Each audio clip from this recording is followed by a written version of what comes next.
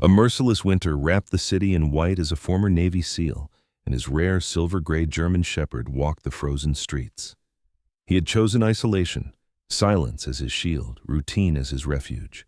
Then his dog stopped, not out of curiosity, out of fear. Behind a snow-covered fence lay a young woman in a tight red dress, collapsing into the ice, barely alive. Saving her meant drawing attention he had spent years avoiding. Walking away would have kept him invisible. He didn't hesitate. What he didn't know was this. The woman his dog found wasn't just running from the cold. She was running from men who would kill to erase the truth she carried. And by letting her inside, he had just invited the war back into his life. Before we begin, tell us where you're watching from. And if stories of loyalty, courage, and second chances move you, please subscribe for more. Minneapolis wore winter the way an old soldier wore scars, quietly, completely, with no intention of letting anyone forget. Snow had been falling for days, not the gentle postcard kind, but the hard, needling sort that found every seam in your coat and every weak thought in your head. The streetlights along the residential blocks cast their pale halos onto sidewalks buried in drifts, turning the world into a washed-out stage where shadows looked longer than they should and every sound carried too far. Wind rushed between brick duplexes and leafless maples like an impatient spirit, scraping ice off signs, rattling the loose lid of a trash can somewhere down the alley. In the distance, the city still hummed, sirens, late buses, an occasional engine gunning too fast on frozen asphalt. But here, in the neighborhood where the plows came last and the people kept their curtains drawn, the night felt ancient, the kind of night that belonged to wolves and secrets. He walked through it, anyway, as if it were an oath. The man's name was Jack Walker, common enough to belong to 1,000 mailboxes, forgettable on purpose. In the Marines and then under the Navy's darker umbrella, he'd learned the usefulness of being a ghost. Late 30s, a little over 6 feet, lean where it mattered and hard where it counted, Jack carried himself with that straight-backed stillness that made strangers step aside without knowing why. His face was all angles, high cheekbones and a jaw that looked carved rather than grown, with a short, neat beard that never got long enough to look friendly. His hair was dark, cropped close for convenience, dusted with a few premature silver threads at the temples that winter light turned into small, unwilling highlights. His eyes were the most dangerous part of him, calm, watchful, and a shade that could look warm in daylight but turned to flint at night. He didn't smile often. Not because he couldn't, because he'd learned that smiling made people ask questions. Even now, stateside, with no uniformed authority demanding his posture, he dressed as if habit were armor. Over his base layers, he wore a Navy working uniform, NWU digital camouflage, a continuous pixelated pattern across the jacket and pants with no solid color panels anywhere. The front placket, chest, and pocket flaps, all the same restless geometry. The fabric was stiff with cold, dusted with snowflakes that melted and refroze like tiny teeth. It was not a look that blended in with Minneapolis's urban winter, and Jack knew it. He wore it anyway, the way a man keeps a ring long after the marriage ends, because taking it off would mean admitting something was truly over. Beside him moved his dog, and the dog was the only creature in Jack's orbit that the city seemed to respect without argument. A German shepherd, 5 years old, large, athletic, and unmistakably rare. A silver-gray coat that shimmered in the streetlight like moonlit steel with darker shading along the back and a clean wolfish mask that made passers-by swallow their comments. People often assumed gray meant old, but this wasn't age. This was bloodline, unusual coloring that made the dog look mythic, as if he'd stepped out of a tale told around a fire to keep children from wandering too far. Jack called him Rook, a name borrowed from chess and old war habit, the piece that looked simple until it decided to end the game. Rook's ears were sharp triangles that never stopped listening. His eyes were deep brown and frighteningly intelligent, not because they were human, but because they weren't. They belonged to something that didn't lie to itself. He walked slightly ahead, close enough to brush Jack's knee when the sidewalk narrowed, the leash slack not from laziness, but from trust. Rook was trained, service-trained in the way that mattered, tuned to Jack's breathing, his pulse, the invisible shift in his stance before panic could become a spiral. To most people, he looked like a beautiful dog. To Jack, he was a lifeline with fur and teeth. They moved through the neighborhood as they always did near midnight, When the world thinned out and the city's mask slipped, Jack liked this hour, not because he enjoyed the cold or the solitude, because it gave him control. In the dark, he could see. In the quiet, he could hear. During the day, there were too many voices, too many faces that wanted to place him somewhere on their mental map. At night, he was just a man and a dog and the sound of snow under boots. Still, even this ritual had its rules. Stay on lit streets, avoid alleys, don't pass the same corner twice, don't look at anyone long enough to invite conversation. Jack's life had become a set of small, rigid customs.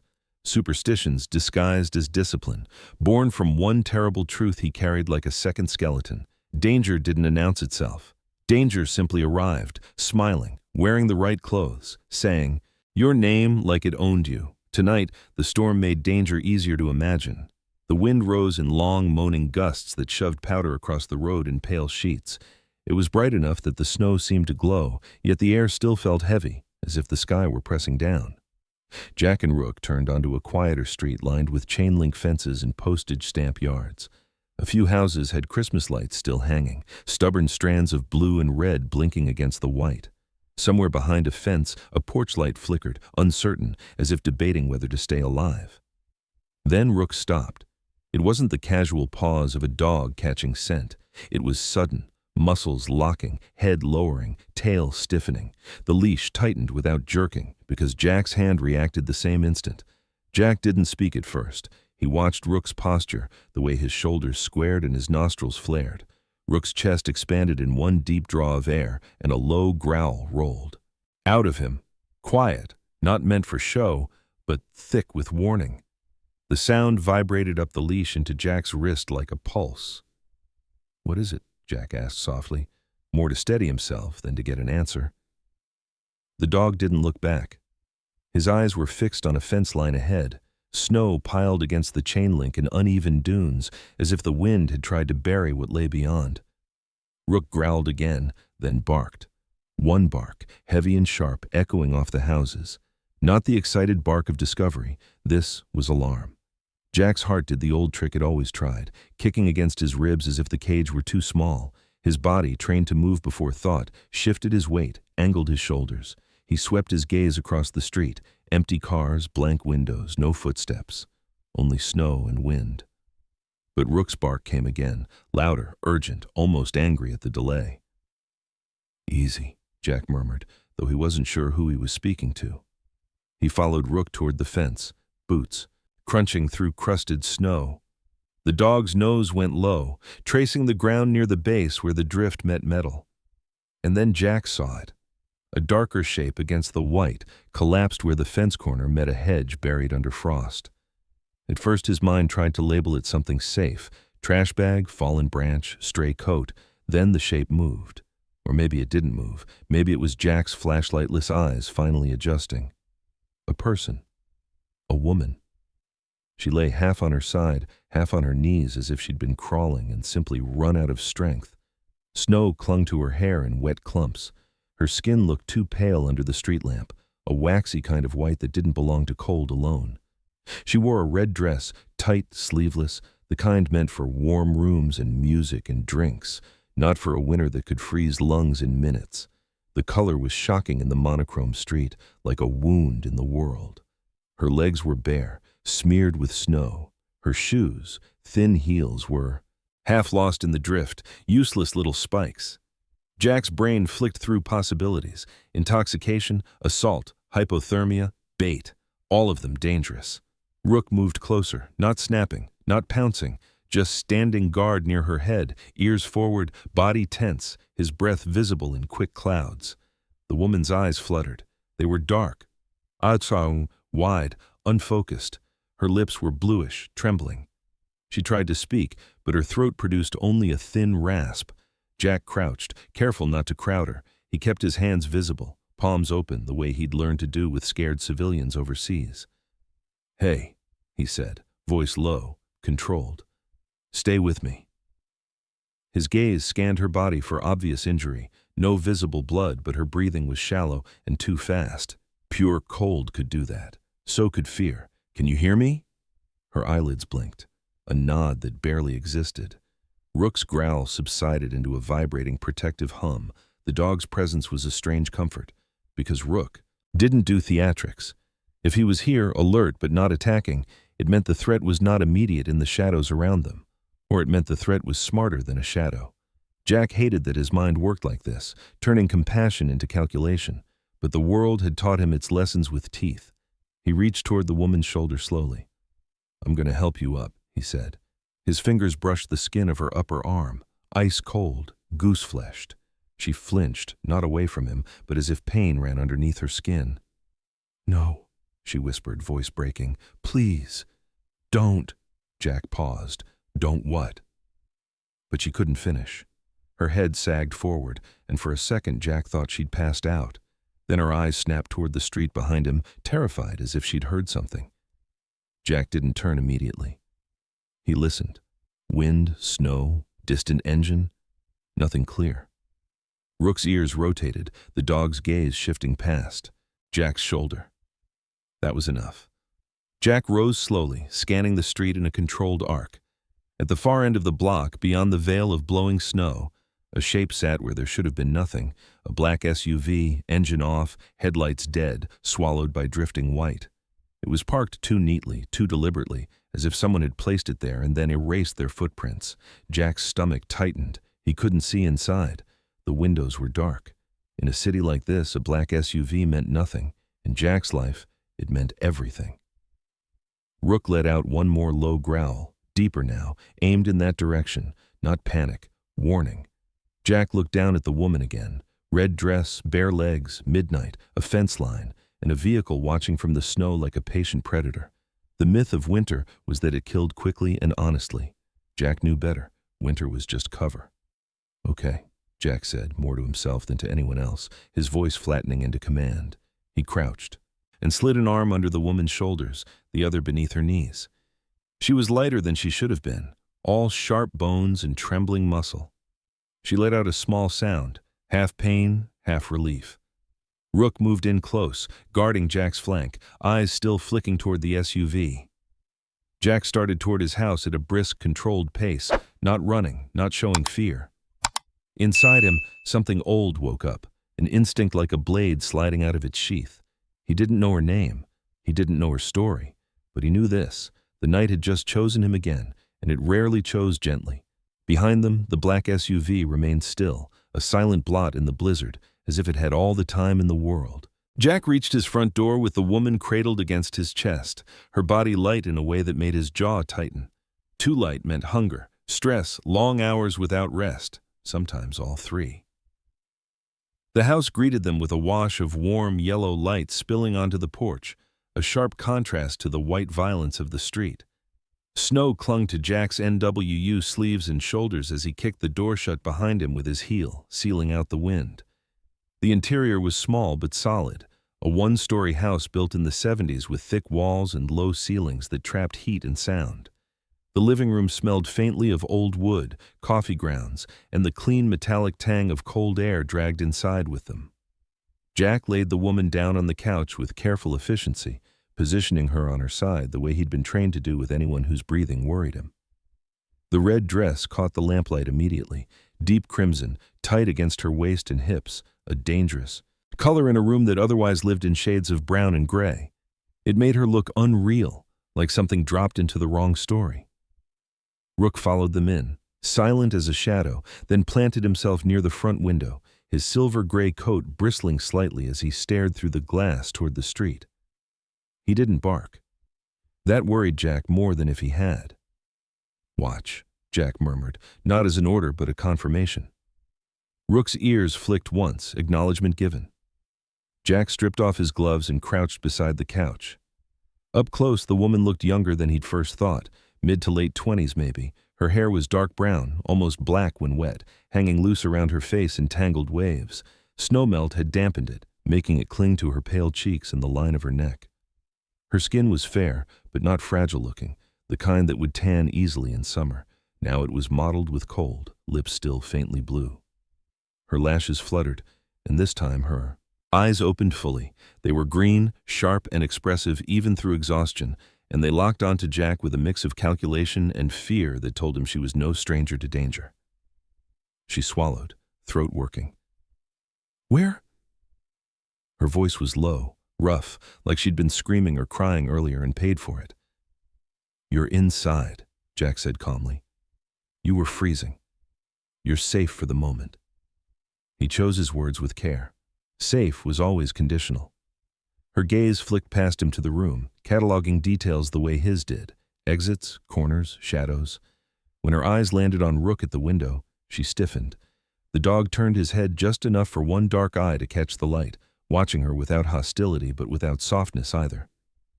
"He won't hurt you," Jack said. "Not unless you give him a reason."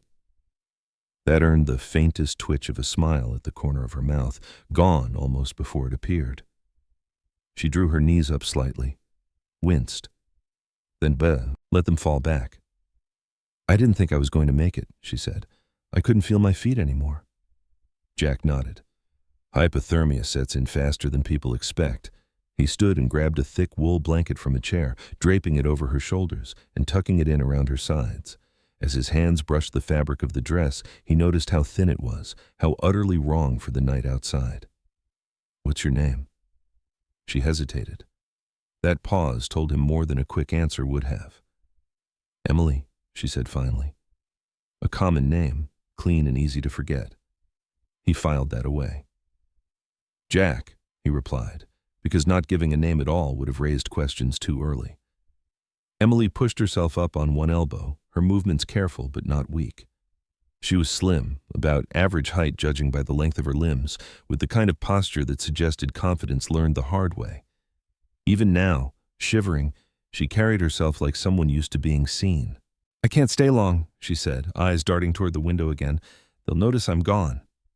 Jack followed her gaze. The street beyond the glass was a smear of white and shadow, no obvious movement. "Who will?" he asked. Emily's jaw tightened. "People who don't like loose ends." Rook's low warning hum returned, barely audible, vibrating through the floorboards. Jack moved to the window, standing just to the side so his silhouette wouldn't be obvious from outside. He peeled back the curtain a fraction. Snow blew sideways, erasing tracks almost as soon as they were made. The black SUV was no longer visible, but that didn't reassure him. Vehicles like that didn't disappear. They repositioned. "You said you were being followed," Jack said without turning around. "By who?" Emily hugged the blanket closer, the red fabric stark against the neutral tones. "I don't know names," she said. "Not real ones. I know patterns. I know what it feels. Like when someone's watching you not because they want something, but because they're deciding when to take it." Her words were measured, controlled, the kind spoken by someone who'd rehearsed them in her head during long, sleepless hours. Jack turned back to her. "Why were you out there like that?" He gestured to the dress, the bare legs. "That's not an accident." Emily let out a humorless breath. "No, it's a disguise, or it was supposed to be." She paused, eyes flicking to the ceiling as if listening. "People notice a woman in a red dress. They underestimate her. They think she's drunk, reckless, easy." She looked back at Jack. "They don't think she's dangerous." That earned her a longer look. Jack had known plenty of people who survived by leaning into others' assumptions. "And are you?" he asked. "Dangerous." Emily didn't answer directly. Instead, she shifted again, then gasped softly as pain flared in her calf. Jack crouched instantly, lifting the edge of the blanket. A thin scrape ran along the side of her leg, raw and angry but not deep. "Fence?" he guessed. She nodded. "I fell, twice." He disappeared briefly into the kitchen and returned with a small first aid kit, his movements economical. He cleaned the scrape, wrapped it quickly. She watched his hands with keen attention. "You've done this before," she said. Jack didn't bother denying it. "Hold still." When he finished, he leaned back on his heels. "You said you can't stay," he said, "but you also said they'll notice if you leave. Those two things don't fit." Emily's fingers tightened on the blanket. "I was supposed to meet someone," she admitted. "Not there. Somewhere else. When I realized I was being followed, I ran. I thought the cold would cover my tracks." She gave a small, bitter laugh. "Turns out it just made me slower." Jack straightened. The room felt suddenly tighter, the way it always did when too many variables stacked up at once. He glanced at the front door, then at the lights overhead. Right on cue, they flickered. Emily's head snapped up. Rook's body stiffened, every muscle drawn tight. The lights flickered again, then went out entirely. Darkness rushed in, thick and immediate, broken only by the faint gray glow of snowlight through the windows. Somewhere down the block, a transformer popped with a dull, distant bang. Silence followed, the kind that pressed against the ears. Jack didn't move. He counted breaths. 1, 2, 3. "That wasn't just my house," Emily whispered. "No," Jack said quietly. "That was the grid." He moved through the dark with practiced ease, retrieving a flashlight from a drawer and clicking it on low. The beam cut a narrow path across the room, catching Rook's eyes as twin amber reflections near the window. The dog hadn't shifted. He was listening. "Jack," Emily said, and for the first time there was no calculation in her voice, only fear. "They know where I am." Jack angled the flashlight toward the front window. Outside, the street was dead. No porch lights, no passing cars, just snow falling in soundless sheets. He felt the old familiar click inside his chest, the one that locked panic away and left only action. "Then we don't waste time," he said. He met her gaze, steady and unyielding. "You tell me everything you can, now." Before she could answer, Rook's growl deepened, focused toward the back of the house, toward the alley. Jack turned, heart hammering once, hard. The storm outside roared on, indifferent. Inside, the dark waited. Morning came hard and bright, the kind of winter dawn that felt less like sunrise and more like interrogation. The storm had moved on during the night, leaving Minneapolis scraped clean and exposed. Snow lay everywhere, pristine and blinding under a pale blue sky, the city reduced to sharp edges and long shadows. Plows had not yet reached Jack's block, so the street outside his house looked frozen in time. No tire tracks, no footprints, no evidence of movement except the faint drift of powder lifting off rooftops when the wind stirred. Inside the house, the power was still out, but daylight poured through the windows in clean sheets, turning the living room into a quiet, colorless box. Jack stood near the front door, arms crossed, listening. He'd slept maybe an hour, sitting upright in a chair with his boots on, the way he had learned to do in places where rest was borrowed, not owned. Emily had slept on the couch, wrapped in wool, breathing shallow but steady. She looked different in daylight, less spectral, more human. The fear was still there, but it had settled into something sharper and more deliberate. Jack opened the door slowly, testing the world beyond it. Cold air rushed in, crisp and clean, carrying the distant sounds of the waking city. A bus engine coughing to life, the metallic scrape of a shovel somewhere down the block. Rook stepped past him without waiting, his silver-gray coat catching the light so brightly it almost hurt to look at. Outside, the dog paused at the edge of the porch, nose high, then lowered his head and began to circle. His movements were purposeful now, not the frantic pacing of the night before. Jack watched closely. Rook did not dig for play or boredom. When he dug, it meant something didn't belong. The dog moved to the side of the porch where snow had piled high against the railing, then began to dig with fast, efficient strokes, flinging white powder aside in sharp arcs. His breath steamed. Jack's shoulders tightened. "Rook," he said quietly, not to stop him, but to anchor the moment. Emily appeared in the doorway behind him. She had changed back into the red dress, the fabric now stark and almost defiant against the daylight. In the clear light, it was obvious how deliberate the choice was. The cut hugged her figure without excess, elegant rather than cheap, the color deep enough to read as confidence instead of desperation. Her hair, now mostly dry, fell to her shoulders in soft waves, framing a face that held a careful balance between beauty and resilience. She was pale, but there was color in her cheeks again. She leaned against the doorframe, arms folded, watching the dog. "What is he doing?" she asked. "Finding the lie," Jack replied. Rook's digging slowed, then stopped. He lowered his head and sniffed, then barked once, short, sharp. Jack stepped forward and crouched, brushing snow aside with his gloved hands. Something dark and unnatural cut through the white. He dug faster, fingers stinging as they uncovered a small object half buried beneath the drift. It was metal, rectangular, no bigger than a matchbox, with edges too precise to be accidental. Jack lifted it free. Even cold, even inert, it felt wrong in his palm. He turned it over, eyes narrowing. The casing was matte black, seamless, designed to be weatherproof and forgettable. A faint seam suggested a sealed compartment. No logo, no serial number. "That's not mine," Emily said quickly. Jack glanced at her. She met his gaze without flinching. "I've never seen it before." Jack believed that she believed it. That didn't mean it wasn't hers. He wiped the remaining snow off the device and studied it more closely. Years of training and bad memories rose up uninvited. "It's a tracker," he said.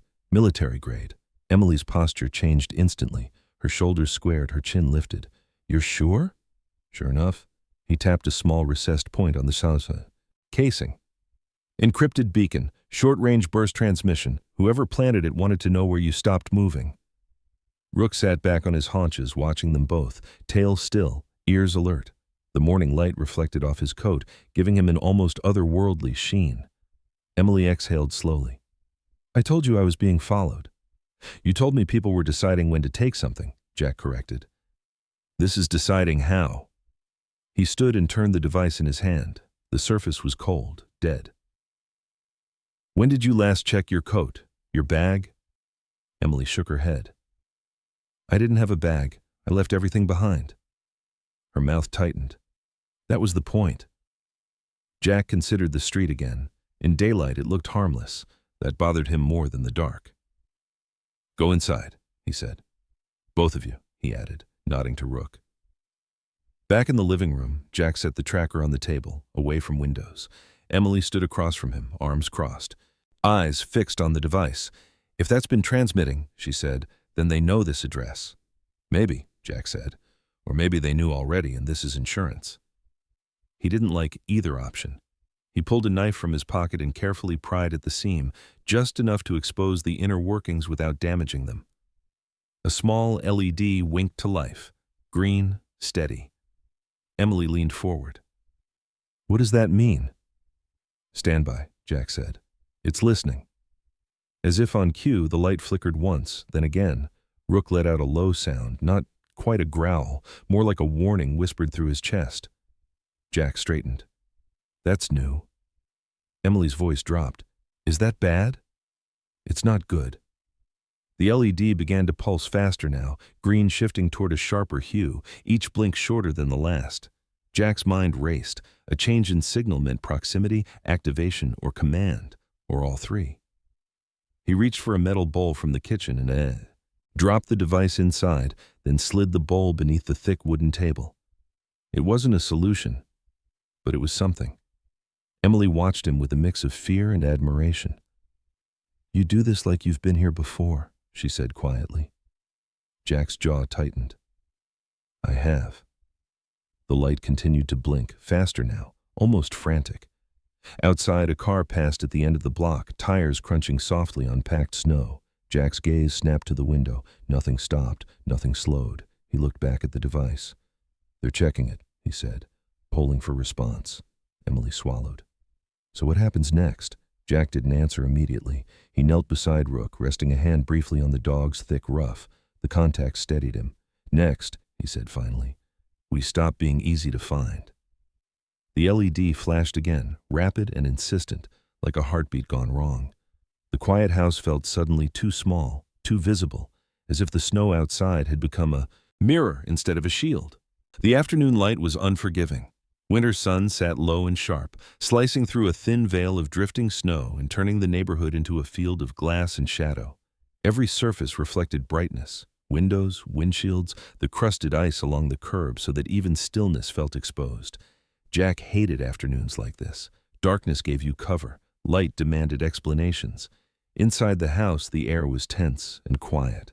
The tracker lay sealed inside a thick metal pot lined with foil, buried beneath towels and shoved into the far corner of the pantry. Imperfect, temporary, but enough to muffle its voice. Jack had spent the last hour moving through the house with methodical intent, checking locks, testing window latches, memorizing lines of sight. Emily stayed near the living room, wrapped in the red dress and a heavy sweater Jack had thrown over her shoulders. In daylight, her beauty was impossible to ignore, but so was the strain beneath it, the tightness around her eyes, the way she flinched at distant sounds she pretended not to hear. Rook paced slowly between rooms, never frantic, never still, his silver-gray coat glowing softly whenever he crossed a shaft of sunlight. He paused at the front window, ears rotating forward. Then his body went rigid. A single deep growl rolled out of him, low enough that it vibrated in Jack's bones. Jack froze. He followed Rook's gaze through the glass. A man stood at the end of the walkway, framed by snowbanks and pale light. He hadn't been there a second ago. The man raised a gloved hand and knocked, 3 precise taps, unhurried, confident. Jack felt the click inside himself, the one that shut down hesitation. He stepped in front of Emily without looking back, placing his body squarely between her and the door. She understood instantly, retreating a half step, her breath shallow. Rook moved to Jack's side, hackles lifting, lips pulling back just enough to show white teeth. The growl deepened. A warning stripped of theatrics. Jack rested a hand lightly on the dog's neck. "Easy," he murmured, though his own pulse had already accelerated. He approached the door and opened it only as far as the chain allowed. Cold air rushed in. The man smiled. He was in his early 40s, tall and well-built without being bulky, the kind of physique that came from private gyms and disciplined habits rather than hard labor. His face was clean-shaven, handsome in a polished, forgettable way, strong jaw, straight nose, skin unmarked by weather or age. Dark hair lay neatly combed beneath the hood of his coat, untouched by snow despite the conditions. The coat itself was black, expensive, tailored to move easily, the fabric shedding snow as if it resented contact with the elements. His eyes were pale blue and unsettlingly calm. "Good afternoon," he said pleasantly. His voice carried warmth, the practiced ease of someone who expected doors to open for him. "Sorry to bother you in this weather." Jack didn't respond. Silence had always been one of his more effective tools. The man didn't seem bothered. "I'm Daniel Harris," he continued, offering the name like a business card. "I work with a private recovery firm. We're looking for a young woman who may have wandered off during the storm last night. Dark hair, red dress." His gaze flicked almost imperceptibly past Jack's shoulder toward the dim interior. Rook lunged forward a fraction, teeth bared fully now, a savage sound tearing from his chest. Harris's eyes dropped to the dog, assessing. His smile didn't falter, but something colder slid behind it. "That's quite an animal," he said lightly. "Protective." "Service dog," Jack replied flatly, "and you're trespassing." Harris chuckled softly, raising his hands in a placating gesture. "Of course, my apologies. We're just concerned about her safety. Hypothermia is no joke." He leaned slightly closer, lowering his voice, as if sharing a confidence. "If she happened to come through here, we'd be grateful to take her off your hands." Jack's stare hardened. Memories rose unbidden, men who spoke like this overseas, all courtesy and consequence, smiling while villages burned behind them. "No one's come through here," Jack said. Harris studied him for a long moment. His eyes traced the digital camouflage of Jack's NWU, lingering on the clean lines, the absence of wear patterns civilians favored. Recognition flickered. Brief, dangerous. "You military?" Harris asked. Jack didn't answer. The silence stretched, brittle. Snow whispered across the porch. Somewhere, ice cracked in a gutter. Finally, Harris straightened, stepping back. "Well," he said, smile returning in full, "if you do see her, here's my card." He slid a black card onto the porch railing, weighted with a metal clip so the wind wouldn't steal it. There was no logo, only a phone number embossed in silver. "We'll be nearby for a bit, just in case." Jack didn't take it. Harris didn't seem to mind. He nodded once, polite, almost respectful. "Stay warm," he said, and turned away. Jack watched him walk back down the path. His footsteps were careful, deliberate, leaving shallow impressions that the light didn't quite erase. Harris reached the street, glanced once over his shoulder, then disappeared around the corner between 2 parked cars. Jack shut the door and slid the bolt home. The house felt smaller again. Emily let out a breath she'd been holding.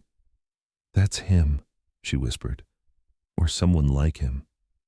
Rook remained rigid, staring at the door long after it closed. Jack moved to the back of the house, peering out the kitchen window. The street behind was empty, bright, deceptively calm. Then he saw it. Near the rear fence, just beneath the window, a set of footprints pressed into the fresh snow. They were larger than Harris's shoes should have been. Tread. Unfamiliar, angled wrong, as if someone had stood there deliberately, close enough to listen. Jack's jaw tightened. Harris's visit hadn't been about searching, it had been about confirmation. Morning did not arrive gently. It flooded the house with a ruthless crystalline brightness, sunlight bouncing off fresh snow and pouring through every uncovered window as if the city itself were demanding answers. Minneapolis looked scrubbed raw, all sins temporarily erased under white, but Ryan knew better. Snow didn't erase anything. It preserved. Inside the house, the air felt tighter than it had the night before, as if truth itself had weight. Ryan stood at the kitchen counter, hands wrapped around a mug he hadn't drunk from, his Navy working uniform catching the light in fractured digital patterns that broke up his outline but not his thoughts. Sleep had been brief and shallow, haunted by instincts he had never managed to bury.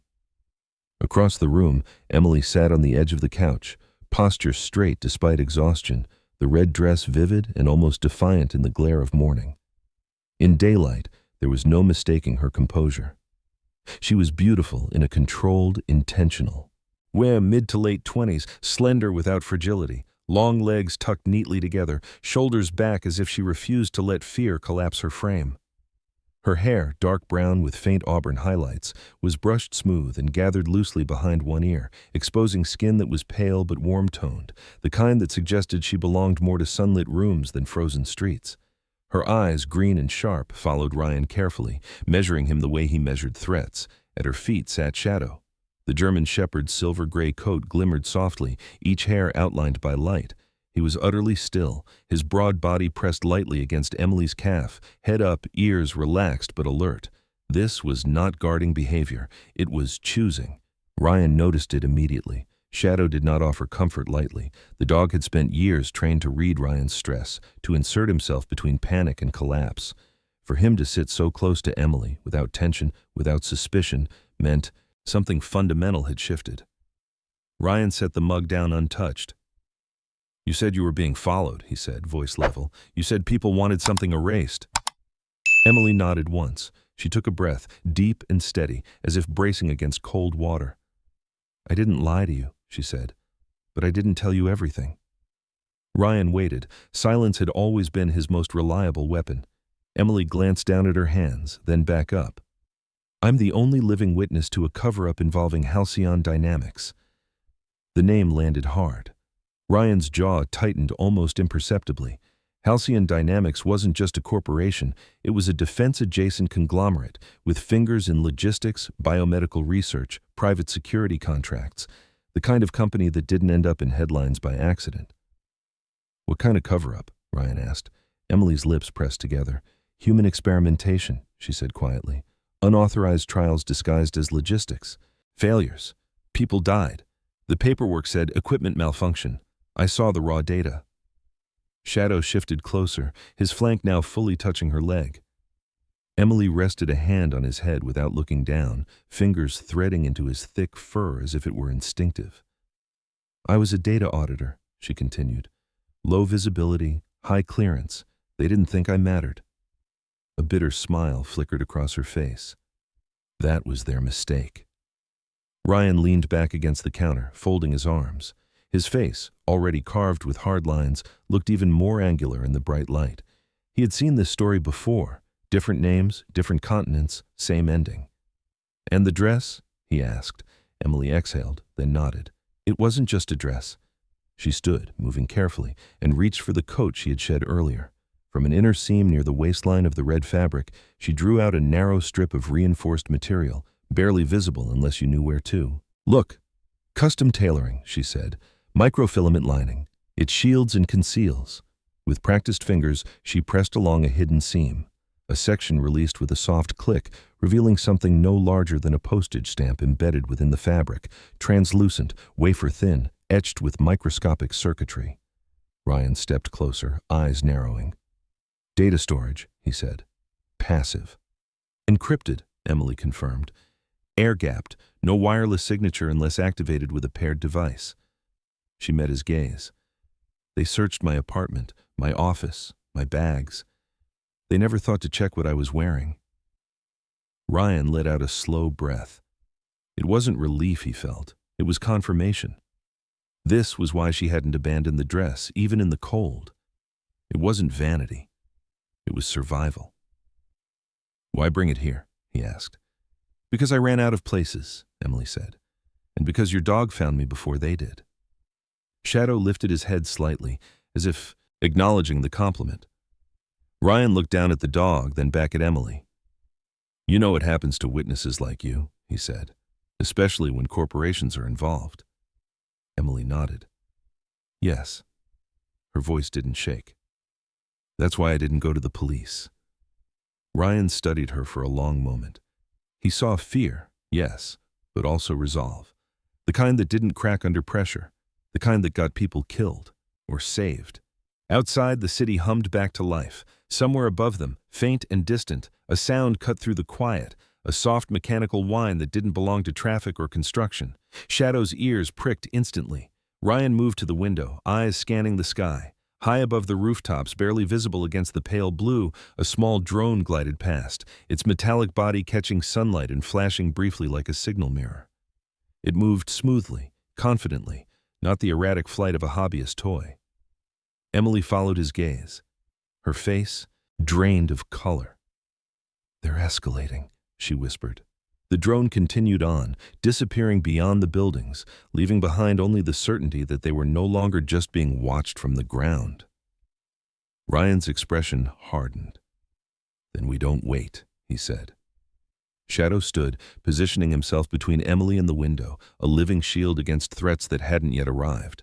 Snow returned the way predators do, quietly, patiently, confident the ground would soon belong to them again. By dusk, the flakes thickened, catching the city's light and bending it into a cold, luminous haze. Minneapolis did not go dark. It sharpened. Street lamps carved long white corridors through the falling snow, windows glowed like watchful eyes, and every sound carried farther than it should have. Ryan moved through the house with a deliberate economy, the kind learned in places where hesitation became a headline. His Navy working uniform absorbed the light and fractured it, the continuous digital pattern blurring his outline whenever he crossed a window's glare. He killed the interior lights and left only a single lamp burning low in the back room, bait if it came to that.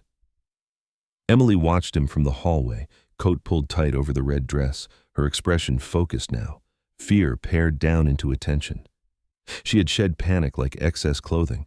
Shadow tracked Ryan's movements, the silver-gray shepherd's posture changing subtly as the evening deepened. His ears tuned to frequencies the human ear dismissed, his head angling, pausing, calibrating. He moved when Ryan moved, stopped when Ryan stopped, a shadow of a shadow. Outside, shapes began to appear where there had been only snow. A figure at the far end of the block lingered too long near a bus stop without a bus schedule. Another crossed the street against the light, then doubled back. Black silhouettes slipped between parked cars, their steps muffled, their timing too synchronized to be coincidence. Ryan saw them in reflections, in the mirrored skins of windshields and shop windows, never directly long enough to invite a mistake. He slid the bolt on the back door and wedged a chair beneath the handle, testing it with a firm push. "Basement stays locked," he said quietly to Emily without turning. "If it comes to ground floor, you move to the hallway and stay low." She nodded once. "And you?" "I stay where Shadow points me." The dog's name had become instruction, not affection.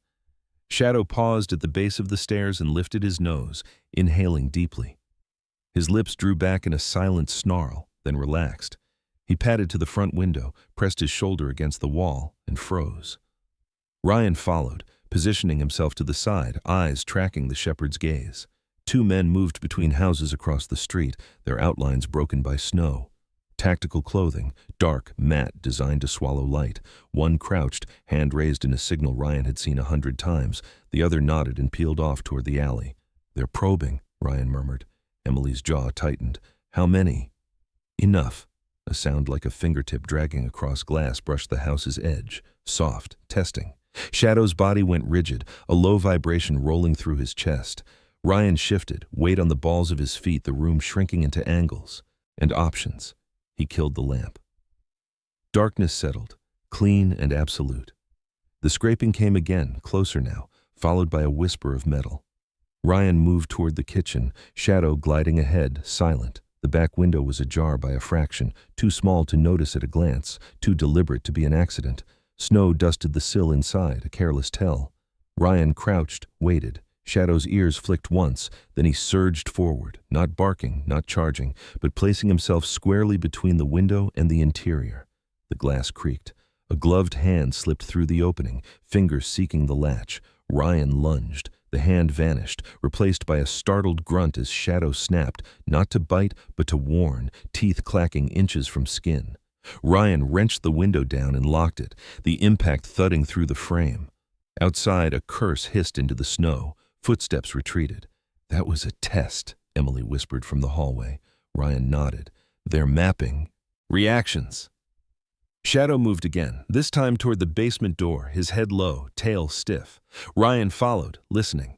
Beneath the house, the furnace ticked and sighed, old pipes singing in the cold. Then, another sound, wrong in rhythm. A faint click, a tool on concrete. Someone was inside the perimeter. Ryan eased the basement door open an inch, peered down into the dim stairwell. A figure stood halfway down, back turned, slim and efficient in movement.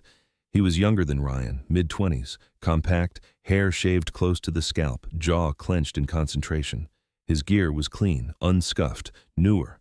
A technician, not a bruiser. The man froze, sensing movement. Shadow growled, a deep, resonant warning that vibrated the steps. The intruder spun, eyes widening. Ryan moved in a blur, shouldering the door wide and driving forward. The man raised something metallic. Ryan knocked it aside, grabbed the front of the intruder's jacket and slammed him into the wall. Bone cracked. The "Samp-samp-tite." Intruder cried out, more shock than pain, and went slack as Shadow pressed in, teeth bared inches from the man's throat. Ryan pinned him, wrenching the device free. Glass cutter, fine blade dusted with powder. "Don't!" The man gasped, breath ragged. He was pale, freckles standing out stark against flushed skin. His eyes darted to Shadow and back. "I'm not—" Ryan tightened his grip. "You are," he said evenly. "And you picked the wrong house." He zip-tied the man's wrists with a strip torn from a kit he'd set aside earlier. Efficient, practiced. The intruder sagged, deflated. "Orders," he blurted, fear loosening his tongue. "We just secure the asset, clear the site." Ryan leaned close, voice low. "Say it again." The man swallowed. "Wipe it," he whispered.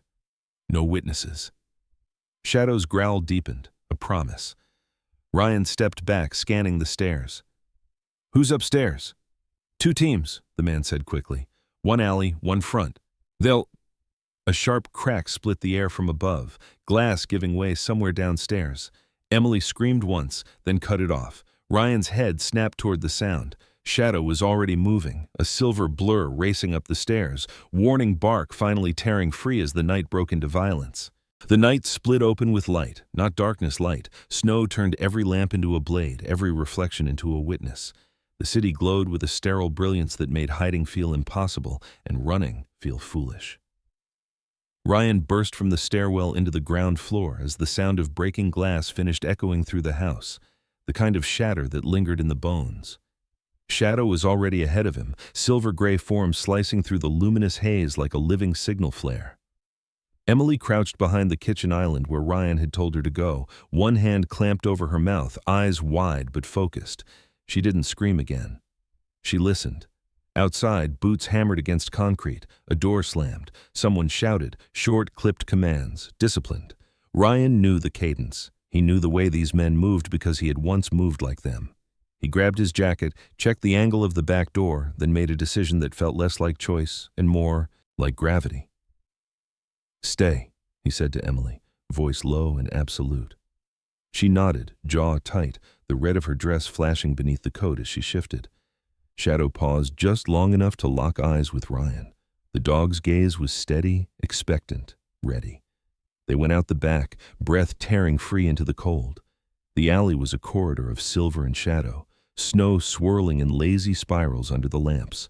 A figure darted across the far end and vanished. Another hugged the wall near the dumpsters, weapon raised. Ryan moved without hesitation, using the brightness against them. Angles, reflections, timing. Shadow tracked right, Ryan left. A shot cracked, too close. Shadow launched. The shepherd's body collided with the shooter mid-step, a blur of muscle and resolve. The man went down hard, weapon skidding. Another shot rang out, lower, meaner. Shadow yelped, a sharp, broken sound that sliced Ryan open. He pivoted in time to see Shadow stagger, hind leg buckling, blood darkening the yit-yit-yit. Snow like spilled ink. Rage flared hot and immediate, a fire he'd spent years containing. Ryan dropped to one knee beside the dog, hands moving fast, pressing, checking. "Stay with me," he growled, not to comfort, but to command. Shadow's teeth bared, pain eclipsed by purpose. He tried to rise and failed, then planted himself, chest forward, guarding Ryan even as blood soaked the ground. Footsteps closed in. Ryan dragged Shadow behind cover, tore a strip from his sleeve, bound the leg tight enough to slow the bleed. "You did good," he said, breath ragged. "You did your job." Shadow's ears twitched. His eyes never left the threat line. The footsteps retreated. Silence fell, thick and unnatural. Then a new sound. Engines, not cars. Something heavier. Ryan rose, lifted Shadow's weight with a grunt, and staggered toward the warehouse at the alley's end. A long, low building crusted with snow, its doors yawning black.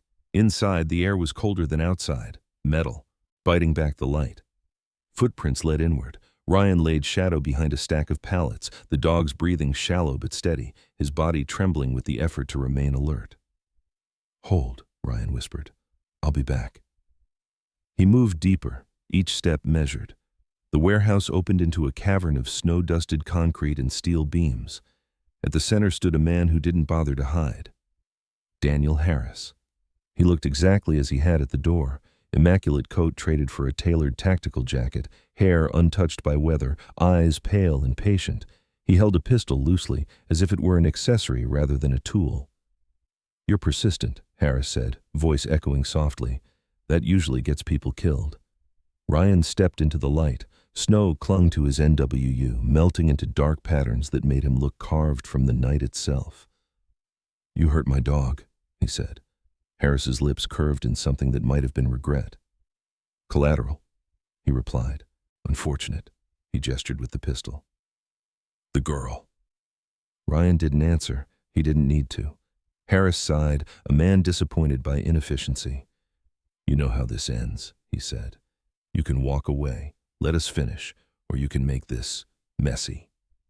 Ryan advanced. The space between them shrank until the world reduced to breath and intent. Harris raised the pistol. Ryan moved. The shot went wide, sparks flying as the round ricocheted off steel. Ryan slammed into Harris, driving him back into a pillar. They grappled, boots skidding on ice-dusted concrete.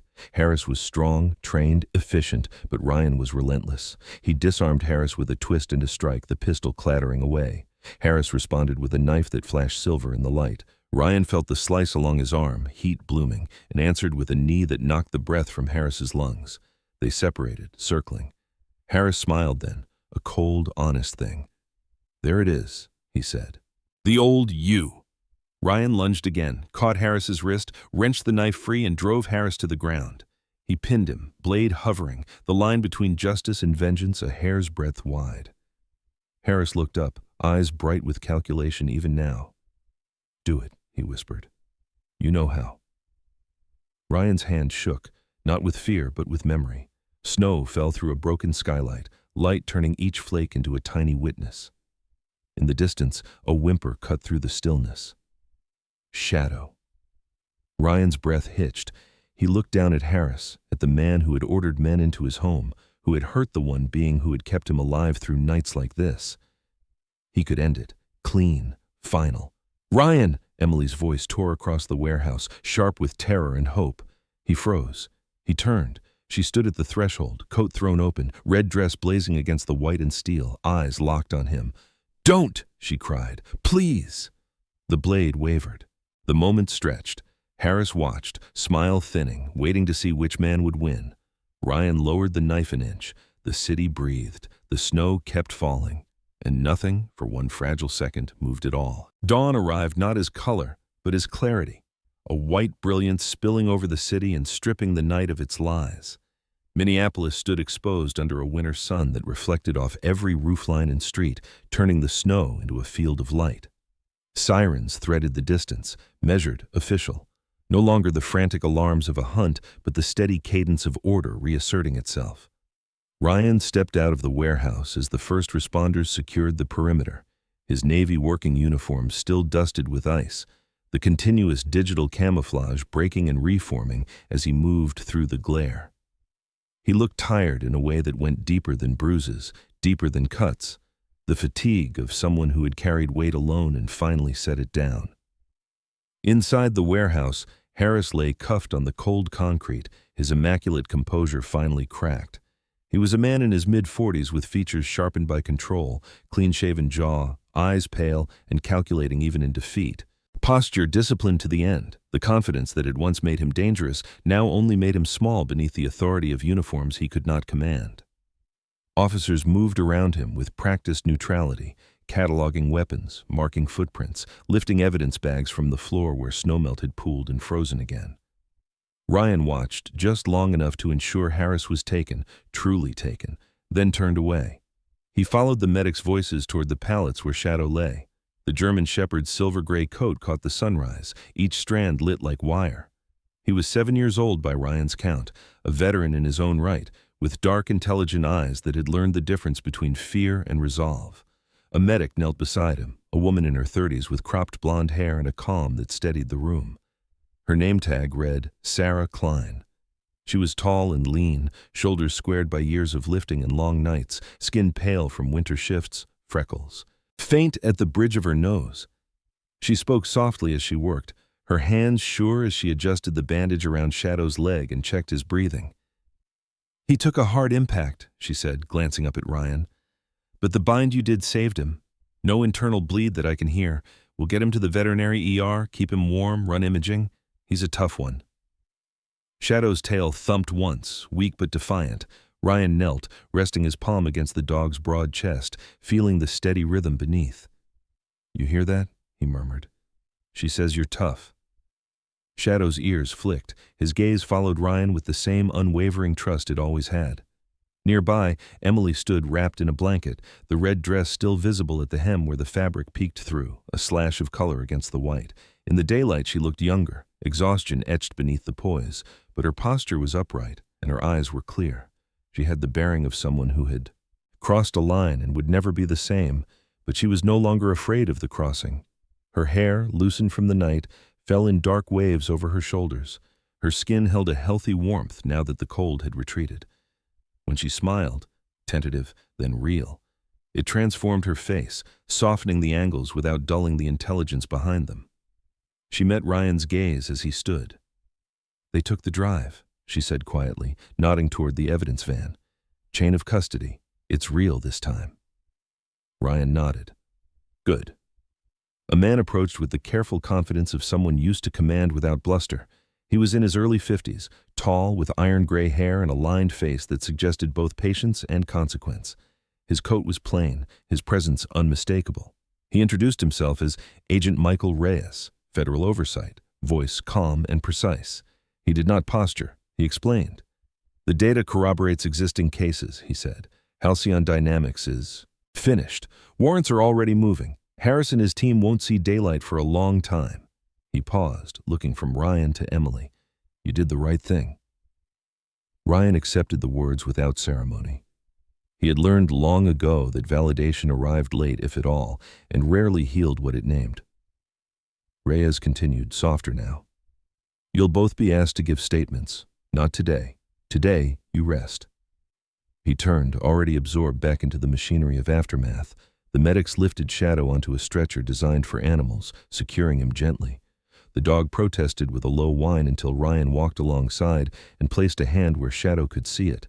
The stretcher moved, and Shadow settled, eyes never leaving his handler. Outside, the city exhaled. Snowplows hummed, radios crackled, and the sun climbed, bleaching the night from memory. Hours later, at the veterinary hospital, Shadow lay on a clean blanket beneath a heat lamp, bandages snug, breath even. His tail wagged. When Ryan entered, thumping against the floor with a strength that surprised them both, Sarah Klein checked vitals and smiled, the tension easing from her shoulders. "He'll be sore," she said, "but he'll chase tennis balls again." Ryan felt something unclench in his chest. He sat beside Shadow, fingers threading through the thick fur at the ruff, grounding himself in the simple fact of warmth and life. Emily watched from the doorway, her smile gentle, her hands folded to keep from trembling now that the danger had passed. Later still, as the sun tipped toward afternoon and the city's edges softened, Ryan stepped outside with Shadow at his side. The shepherd moved carefully, favoring the leg but proud nonetheless. The air smelled clean, scrubbed by cold and light. Emily joined them, the red dress now paired with boots and a coat, practical without losing its boldness. She stopped a few feet away, giving Shadow space. He closed it himself, pressing his nose briefly to her.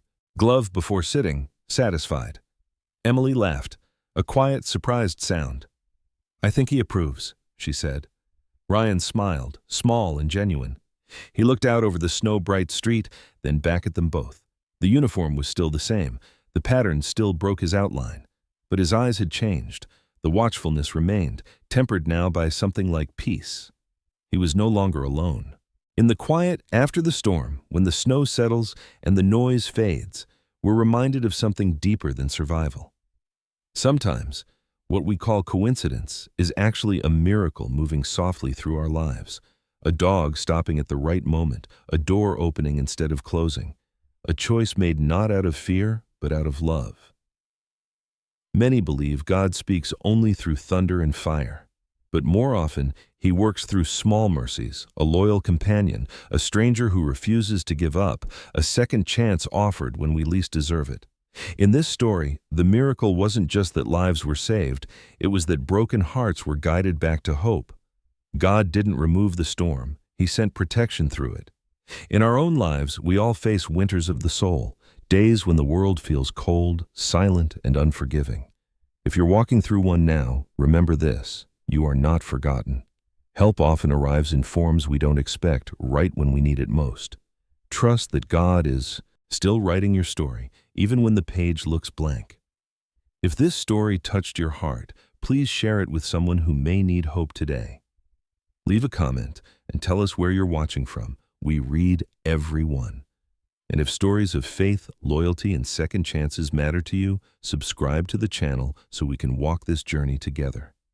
May God bless you, protect you, and bring light into every winter you face.